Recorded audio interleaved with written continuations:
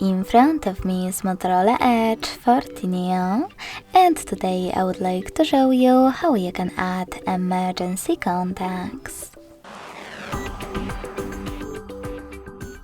Begin by going into Devices Settings and scrolling down to access Safety and Emergency. Following that, click on Emergency Contacts.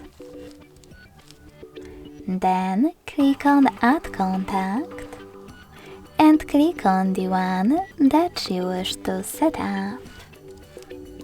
Then do exactly the same to all the other ones you need.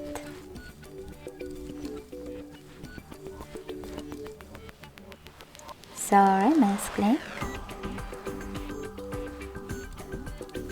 To delete one of them, click on this little icon next to the one that you wish to get rid of, and click on Remove option in the pop-up. Lastly, to change placement of them, click on Reorder at the top right corner.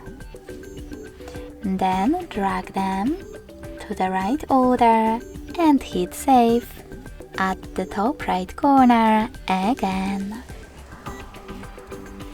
As you can see, after that, all of my emergency contacts were successfully added. Thanks so much for watching. If you enjoyed this video, don't forget to leave a like, comment and subscribe. Bye!